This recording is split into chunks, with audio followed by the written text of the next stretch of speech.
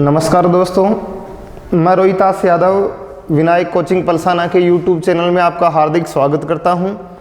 दोस्तों, आज हम भारतीय इतिहास के बारे में चर्चा करेंगे और भारतीय इतिहास के पहले टॉपिक सिंधु घाटी सभ्यता के बारे में बात करेंगे। तो चलिए दोस्तों, बात करते हैं भारतीय इतिहास। दोस्तों, इतिहास को 3 भागों में वर्गीकृत किया जाता है।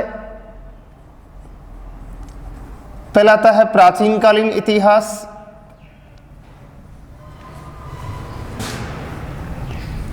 दूसरा मध्यकालीन इतिहास,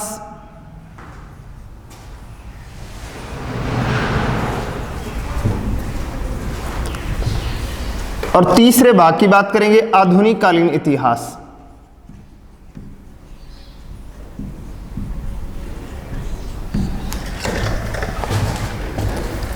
प्राचीन कालीन इतिहास में बात करें तो दोस्तों, प्राचीन कालीन इतिहास में ध्यान रखोगे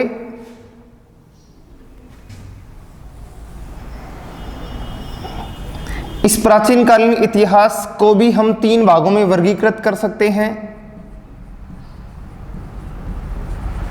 प्रागैतिहासिक काल,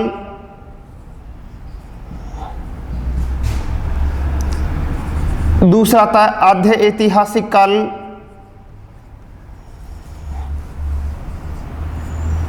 और दोस्तों तीसरे भाग की बात करेंगे हम ऐतिहासिक काल।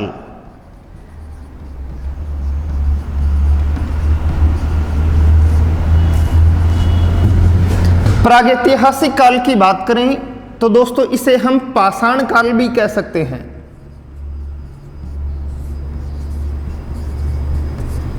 इसे हम पाषाण काल भी कह सकते हैं। इस काल में आदि मानव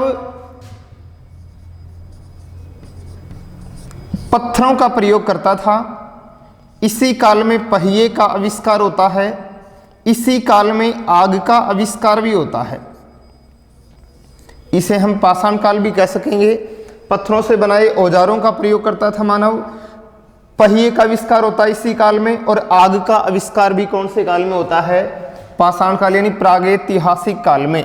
या कह सकते हैं कि मानव सभ्यता का या इतिहास का वह काल जिसके कोई लिखित स्रोत प्राप्त नहीं हुए हैं, प्रागैतिहासिक काल कहलाएगा। लिखित स्रोत नहीं मिले। दूसरे की बात करें आधे ऐतिहासिक काल, इस काल के लिखित स्रोत प्राप्त होंगे, प्राप्त हुए जो अपठनीय हैं।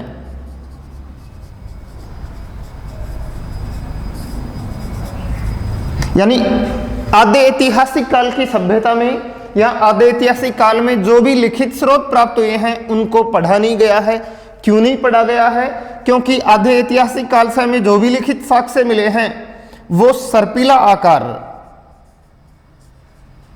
सर्पिलाकार या बुस्टोफेदन लिपि में लिखे हुए थे।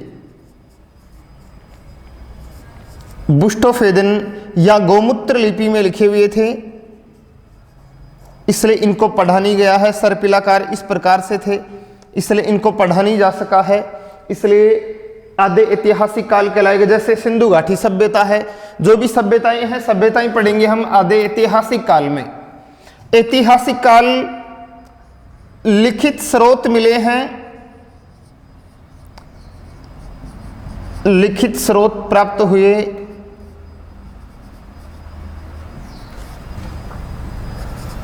और उन्हें पढ़ा जा चुका है।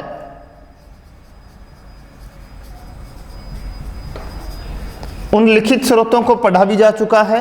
तो दोस्तों, सबसे पहले इतिहास को 3 भागों में विभाजित किया जाएगा, प्राचीन कालीन, मध्यकालीन और आधुनिक कालीन। प्राचीन काल में हम बात करेंगे सिंधु घाटी सभ्यता, सिंधु सभ्यता, वैदिक सभ्यता, महाजनपद काल, महाजनपद काल, इनके अलावा बौद्ध धर्म, जैन धर्म,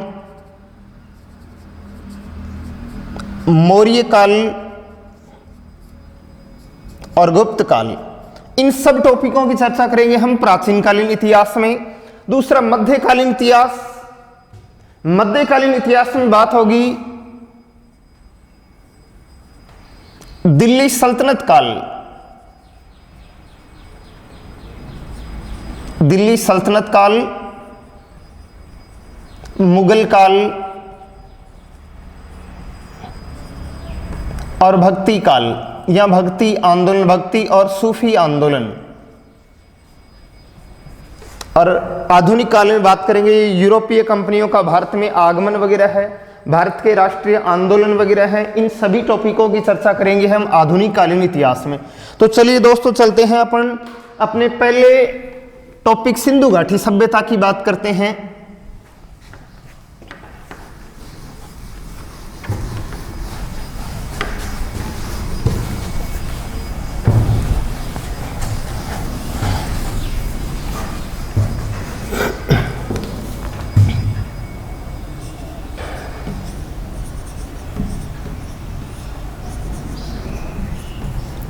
सिंधु घाटी सभ्यता, दोस्तों आज का हमारा टॉपिक रहेगा सिंधु घाटी सभ्यता का।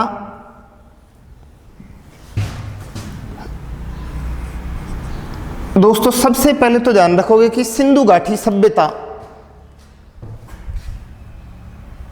इसे सिंधु घाटी सभ्यता नाम क्यों दिया गया है? क्योंकि ये जो सभ्यता है वो सिंधु और उसकी सहायक नदियों के किनारे खोजी गई थी, इसलिए इसे सिंधु घाटी सभ्यता नाम दिया गया है। सिंधु घाटी सभ्यता के सबसे पहले अपन विस्तार की बात करते हैं। तो दोस्तों सिंधु घाटी सभ्यता 3 देशों में फैली हुई है। 3 देशों,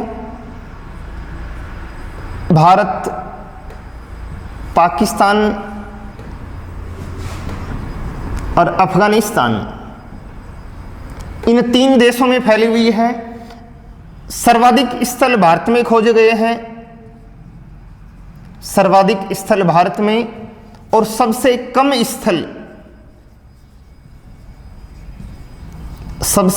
स्थल खोजे गए हैं अफगानिस्तान में। मात्र 2 स्थल, मुंडीगा कहे, सोरतुघई वगैरह है, ये 2 स्थल अफगानिस्तान में खोजे गए हैं। भारत में सबसे ज़्यादा खोजे गए हैं वो है गुजरात में। दोस्तों भारत में सबसे ज़्यादा स्थल 971 स्थल खोजे गए हैं, 917 स्थल खोजे गए हैं भारत में, 481 स्थल खोजे गए हैं पाकिस्तान में, और 2 स्थल खोजे गए हैं वो अफगानिस्तान में खोजे गए हैं। 3 देशों में फैली हुई है, इसलिए सिंधु सभ्यता का आकार त्रिभुजाकार, इसकी आकृति है त्रिभुजाकार। संपूर्ण सिंधु घाटी सभ्यता का क्षेत्रफल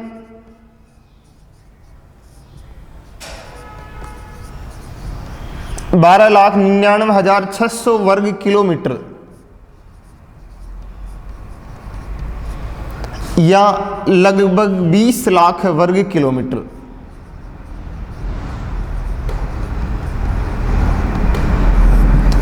ये कुल क्षेत्रफल है सिंधु घाटी सभ्यता का।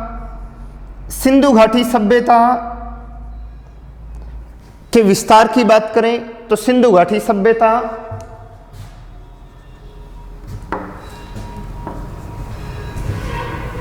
भारत के जम्मू कश्मीर के मांडा सभ्यता उत्तर दिशा में है, नीचे दक्षिण में दयमाबाद सभ्यता, पश्चिम में आलमगीरपुर सभ्यता, पूर्व में आलमगीरपुर सभ्यता मेरठ उत्तर प्रदेश, और इधर पश्चिम की बात करें तो पश्चिम में सुत कांगडोर सभ्यता बलूचिस्तान प्रदेश पाकिस्तान। तो इसके विस्तार की बात करते हैं दोस्तों। एक बार फिर से देखोगे सिंधु घाटी सभ्यता का विस्तार 3 देशों भारत, पाकिस्तान और अफगानिस्तान में फैला हुआ है। कुल 1400 स्थल खोजे गए हैं। संपूर्ण सिंधु घाटी सभ्यता में खोजे गए स्थलों की संख्या 1400 स्थल। इन 1400 स्थलों की बात करें तो सबसे ज्यादा भारत में 917 स्थल खोजे गए हैं। दूसरे नंबर पर पाकिस्तान में 481 स्थल और सबसे कम स्थल खोजे गए हैं अफगानिस्तान में 2 स्थल। कुल क्षेत्रफल है 12,99,600 वर्ग किलोमीटर या लगभग 20 लाख वर्ग किलोमीटर के क्षेत्रफल में खोजा गया है। फिर चलिए बात करते हैं इसके विस्तार के तहत कि सिंधु घाटी सभ्यता का उत्तरी, दक्षिणी, पूर्वी, पश्चिमी बिंदु कौन कौन से हैं। तो सबसे पहले बात करते हैं दोस्तों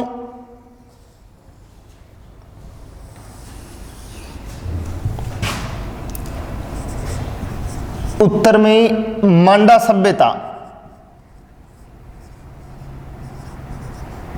मांडा सभ्यता अखनूर, जम्मू कश्मीर, और ये दोस्तों चिनाब नदी के किनारे खोजी गई है। नीचे दक्षिण में बात करें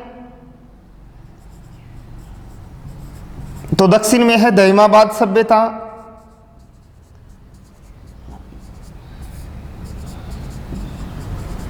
दहिमाबाद सभ्यता, और दहिमाबाद सभ्यता ये खोजी गई है दोस्तों महाराष्ट्र में। नदी है परवरा।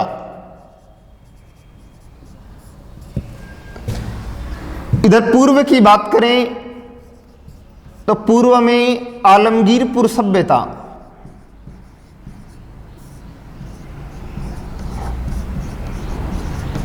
आलमगीरपुर सभ्यता मेरठ उत्तर प्रदेश में, और दोस्तों नदी का नाम ध्यान रखोगे हिडन नदी।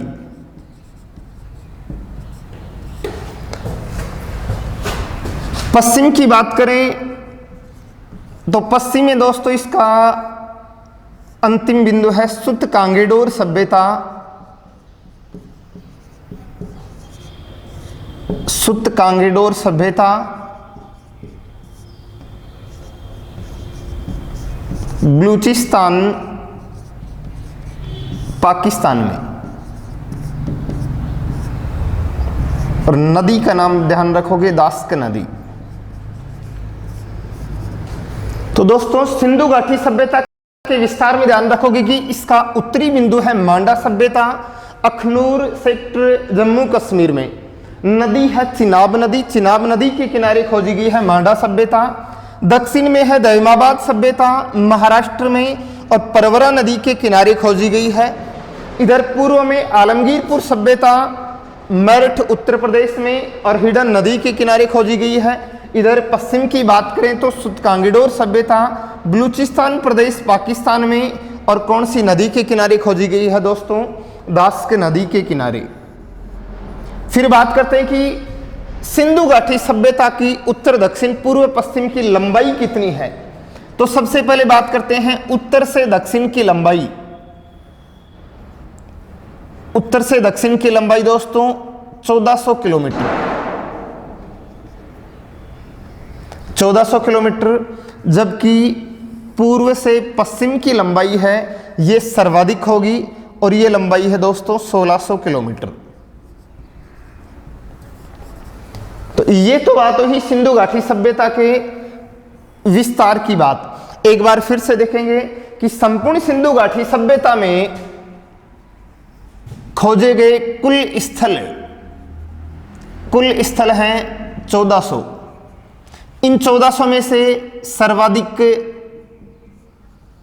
भारत में 917, सबसे कम अफगानिस्तान में 2 स्थल, और फिर पाकिस्तान में 481 स्थल। कुल क्षेत्रफल 12,99,600 वर्ग किलोमीटर। आकृति, सिंधु घाटी सभ्यता की आकृति की बात करें तो त्रिभुजाकार, क्योंकि ये 3 देशों भारत, पाकिस्तान और अफगानिस्तान में फैली हुई है, इसलिए इसकी आकृति है दोस्तों त्रिभुजाकार। अब इससे आगे बात करते हैं कि सिंधु घाटी सभ्यता का अतीत क्या रहा है। सबसे पहले सिंधु घाटी सभ्यता को किसने खोजा है, किस प्रकार से खोजा गया है, उसके बारे में चर्चा करते हैं। तो देखो, सिंधु घाटी सभ्यता को सर्वप्रथम एक व्यक्ति थे जिनका नाम था चार्ल्स मैसन, और चार्ल्स मैसन के द्वारा 1826 में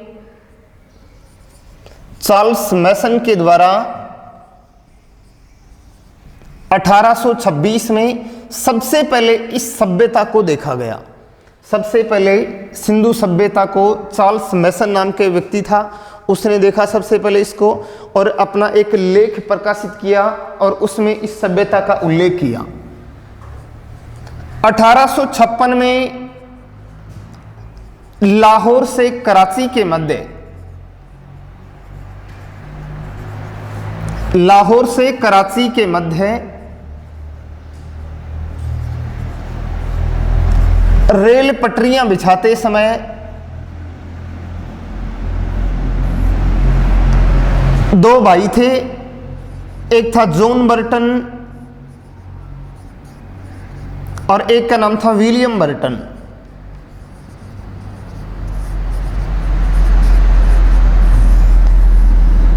ये दोनों भाई लाहौर से कराची के मध्य रेल पटरियां बिछाने का कार्य कर रहे थे और इनको पटरियों के नीचे बिछाने के लिए पत्थरों की या ईंटों की आवश्यकता हुई, तो इन्होंने थोड़ी दूर पर एक ईंटों का टीला देखा। इनको एक ईंटों का टीला प्राप्त होता है और उन्होंने, इनके जरिए बात पता चलती है एक कनिंघम को या अलेक्जेंडर कनिंघम को। अलेक्जेंडर कनिंघम ने इस सभ्यता स्थल का यहाँ का दौरा किया और 1861 में भारतीय पुरातात्विक विभाग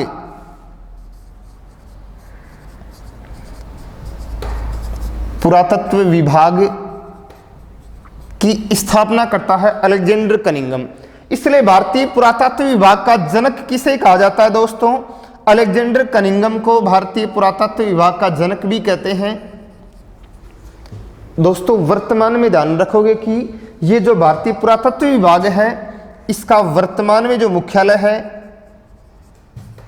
वर्तमान मुख्यालय नई दिल्ली, और इसके जो वर्तमान में महानिदेशक हैं,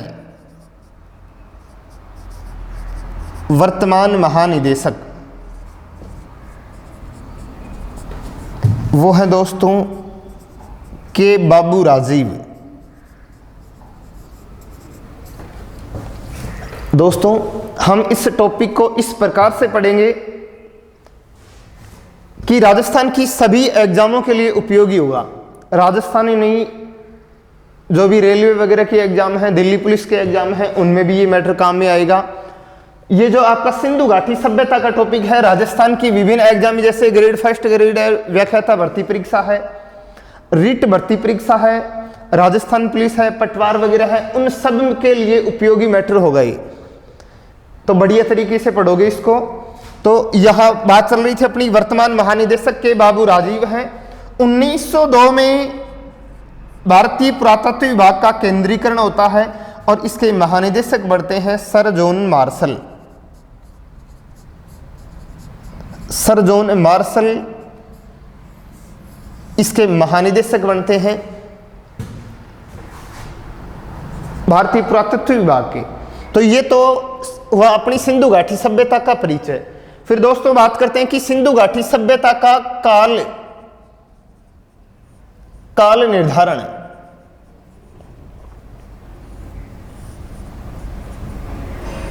कि सिंधु घाटी सभ्यता कितने वर्षों पुरानी है, तो इस काल निर्धारण में दोस्तों सबसे पहले बात करते हैं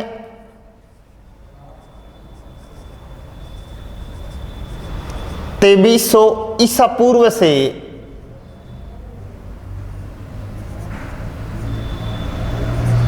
1700 ईसा पूर्व, 1750 ईसा पूर्व ये कहा है दोस्तों कार्बन C14 पद्धति के अनुसार। जो कार्बन 14 पद्धति है उसने इसका कालक्रम माना है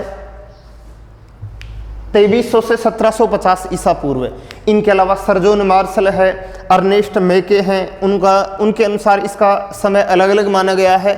इनमें सबसे ज़्यादा ये कार्बन 14 पद्धति के अनुसार माना गया है। ये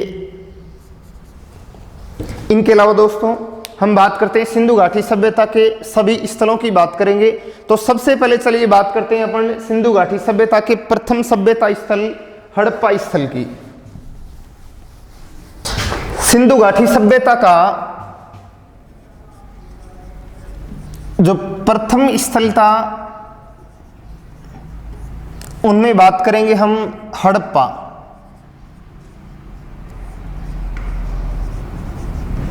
हड़प्पा सभ्यता, तो हड़प्पा सभ्यता सिंधु घाटी सभ्यता के अंतर्गत खोजा गया प्रथम स्थल था। सिंधु घाटी सभ्यता का जो हड़प्पा स्थल है ये पाकिस्तान के मोंटगोमरी जिले से प्राप्त होता है। मोंटगोमरी पाकिस्तान। और दोस्तों इसे मोंटगोमरी को वर्तमान में साहिवाल कहा जाता है। साहिवाल गाय का उत्पत्ति स्थल। साहिवाल एक गाय की नस्ल भी है अपने राजस्थान की और उसका उत्पत्ति स्थल ये साहिवाल है, मोंटगोमरी जिला पाकिस्तान। नदी रावी नदी। दोस्तों बात कर चुके हैं कि विश्व की कोई भी सभ्यता हो, चाहे मेसोपोटामिया की बात करें, मेसोपोटामिया सभ्यता है, मिस्र की सभ्यता है, चीन की सभ्यता, उन सब की बात करें तो वो किसी ना किसी नदियों के किनारे मिलेंगी। जैसे कि अपनी सिंधु सभ्यता है, सिंधु सभ्यता, चीन की सभ्यता है, मेसोपोटामिया की सभ्यता है,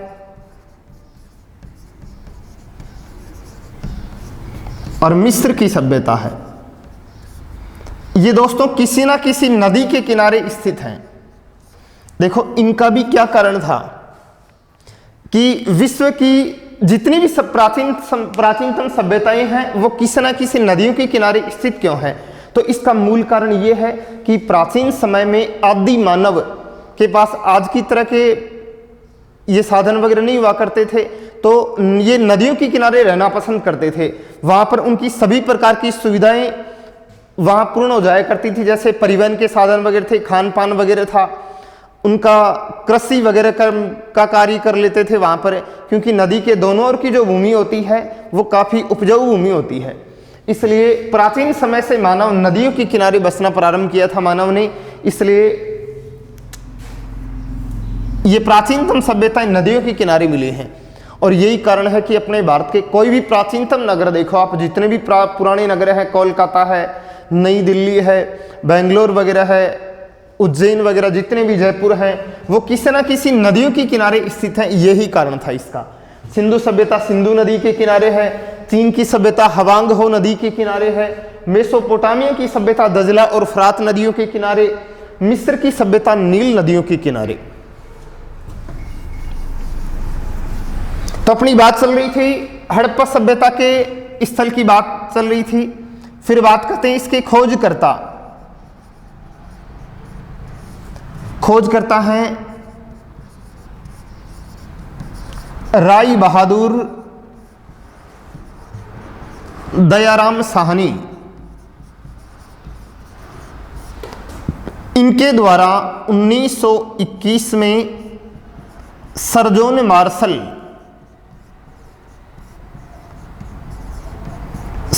मार्शल के नेतृत्व में इनके द्वारा खोज की गई थी। दोस्तों इस टॉपिक के अंत में हम पढ़ेंगे कि इस सभ्यता से संबंधित जो अन्य महत्वपूर्ण तथ्य वगैरह हैं उनकी बात कर लेंगे। कहीं ये मत सोचना कि सिंधु घाटी सभ्यता पढ़ रहे हैं, इसके बारे में जो महत्वपूर्ण फैक्ट्स वगैरह हैं, इन लोगों का जनजीवन कैसा था, इनका रहन सहन, इनका खान पान, इनका सामाजिक जीवन कैसा था, उन सब के बारे में बात करेंगे। तो उनके बारे में जब ये सभ्यता कंप्लीट होगी उसके बाद इन सब के बारे में बात होगी।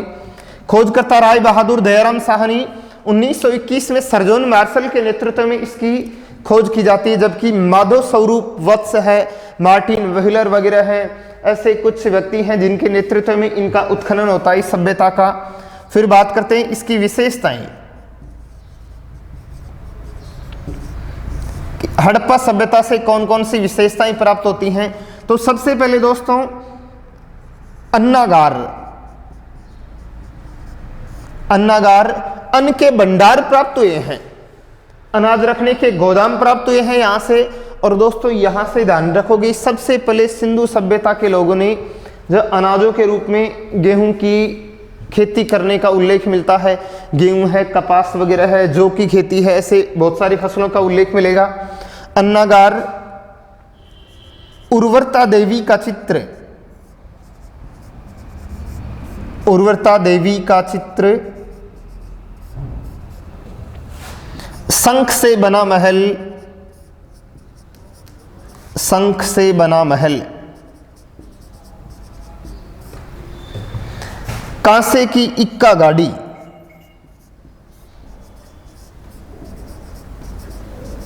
कांसे की इक्का गाड़ी। दोस्तों एक पहिए की गाड़ी मिली है, इस प्रकार से एक गाड़ी बनी हुई थी और इसके नीचे यहां पर एक पहिया लगा हुआ था, तो एक पहिए की इक्का गाड़ी मिली है, कांसे की बनी हुई थी इक्का गाड़ी, ये प्राप्त होती। यहां से एक कब्रिस्तान मिलता है यहां से, जिसे नाम दिया गया है दोस्तों R37 कब्रिस्तान, R37 कब्रिस्तान। एक टीला प्राप्त हुआ है और उस टीले को नाम दिया गया है माउंट एवन, माउंट एवन टीला।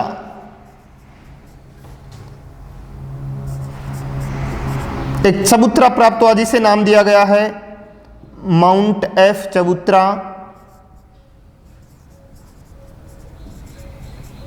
तो दोस्तों ये सब विशेषताएं थी सिंधु घाटी सभ्यता के प्रथम स्थल हड़प्पा की। तो दोस्तों हड़प्पा सभ्यता सिंधु घाटी सभ्यता की प्रथम राजधानी, सिंधु सभ्यता की प्रथम राजधानी है। हड़प्पा सभ्यता वर्तमान पाकिस्तान के मोंटगोमरी जिले में है, जिसे वर्तमान में साहिवाल के नाम से जाना जाता है, पाकिस्तान में है। रावी नदी के बाएं तट पर मिली है, रावी नदी के किनारे खोजा गया है यह स्थल, जो सिंधु घाटी सभ्यता का प्रथम स्थल है। खोजकर्ता थे इसके राय बहादुर दयाराम साहनी, और इनका संबंध अपने जयपुर जिले से है। यही अपनी जो बैराट सभ्यता होगी उसके खोजकर्ता भी यही होंगे। 1921 में इनके द्वारा सर जॉन मार्शल के नेतृत्व में खोज की गई थी। माधव स्वरूप वत्स वगैरह उनके द्वारा इसका उत्खनन कार्य करवाया गया था। इसकी विशेषताओं की बात करें तो विशेषताओं में अन्न का भंडार है, उर्वरता देवी का चित्र मिलेगा, शंख से बना हुआ महल मिला है, कांसे की इक्का गाड़ी एक पहिए की गाड़ी है। R37 कब्रिस्तान में एक कब्रिस्तान मिला है जहां से कई शव दफनाए गए थे, उनके अवशेष मिले हैं। तो R37 कब्रिस्तान। एक टीला प्राप्त हुआ है जिसे माउंट एवन टीला नाम दिया गया है। एक चबूतरा प्राप्त होता है जिसे माउंट F नाम दिया गया है। सिंधु सभ्यता से जो हड़प्पा स्थल है यहां से 2 टीले प्राप्त होते हैं। एक नगर टीला प्राप्त होता है जो निचले क्षेत्रों में था, और एक दुर्ग टीला जहां संपन्न लोग रहा करते थे।